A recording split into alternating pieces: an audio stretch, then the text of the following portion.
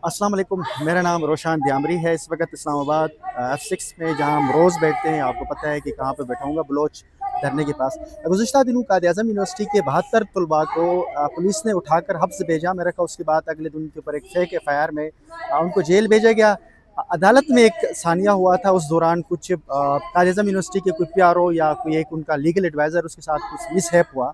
उसके बाद अभी इतलात ये मिल रही है कि एक FIR दर्ज किया गया जिसमें ईमान निज़ारी, हादी चट्टा समेत 4 जो है वो ऐसे नामालूम अफराद के खिलाफ। अच्छा हादी, पहले तो आप ये बताएं कि ये नामालूम अफराद वाली जो 4 बंदों की FIR है, ये इसकी कहानी मुझे समझ नहीं, आपके खिलाफ सरगोदा में FIR कैसे होगी? जी वो गालिबन मुरीद की दरख्वास्त है। हाँ, मुरीद के। और वो जो आपने जिक्र किया वो लीगल एडवाइज़र नहीं थे, वो कर्नल रिटायर्ड नदीम हैं जो चीफ सिक्योरिटी ऑफिसर हैं।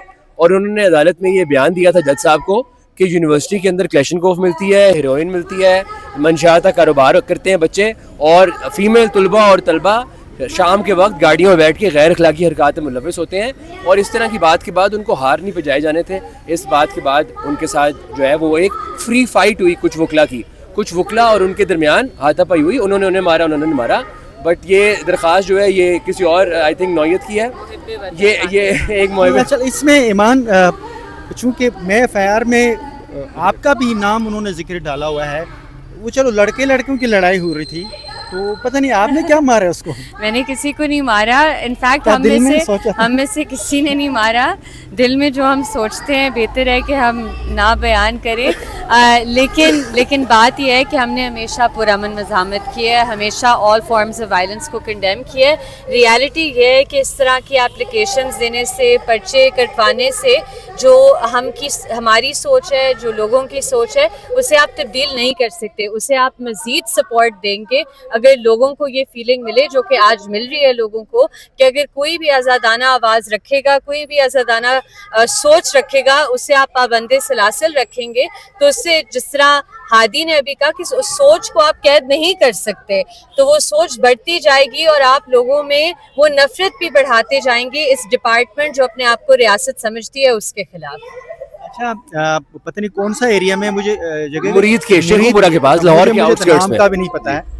मैं तो वैसे ऑफर हमारी तरफ से ये है कि अगर आप चाहते हैं तो कि गिलगित में भी एक दरखास्त देते हैं। आप उन्हें आइडियाज ना दें आप उन्हें आइडियाज ना दें। लेकिन देखें, बात ये जो ईमान ने कहा कि आप जेलों से, सलाखों से जिस्म को बंद कर सकते हैं, सोच को नहीं। ये कौम अब इस चीज़ से बहुत आगे निकल चुकी है। अब ये डरने डराने वाली बात नहीं रह गई कि मैं आप पे पर्चा कर दूंगा झूठा, मैं आपको अंदर कर दूंगा, मैं बहुत जुल्म जबर कर सकता हूँ। अब बात बहुत आगे चले गई है। अच्छा, ये जो बलोच हमारे यहाँ पे बहनें बैठी हुई है, तकरीबन 2 हफ्तों से ज़्यादा हो गया, क्या बेहसी है, कोई आ ही नहीं रहे हैं, क्या हल हो सकता है? देखें, आज 17वां दिन है इनका, और इतनी अफसोस की बात है कि हुकूमत की तरफ से कोई ये ज़हमत भी नहीं कर रहा कि आकर इनके सिर्फ पूछना है ना, आपने सिर्फ इनके साथ बैठना है, बात करनी है।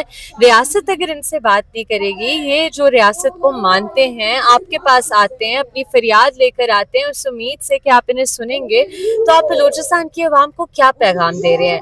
एक तो ऑब्वियसली कि आप कह रहे हैं कि आप पाकिस्तानी शहरी नहीं, आप इस काबिल ही नहीं कि हम आपसे बात करें या आपके जो लापता प्यारे हैं उन पर हम किसी किस्म का डायलॉग कर सकें, कुछ रेजोल्यूशन की तरफ बढ़ सकें। तो ये एक बहुत डेंजरस गेम है जो रियासत खेल रही है। इसी तरह की गेम 1971 में खेली गई। वो भी ताकत जो आज इस मुल्क पर मुसलत है, उसने हमारा मुल्क तोड़ा 1971 में, और आज भी उसकी पूरी कोशिश है कि ये फिर से हो जाए, लेकिन हम ये नहीं होने देंगे। चलें, बहुत शुक्रिया आप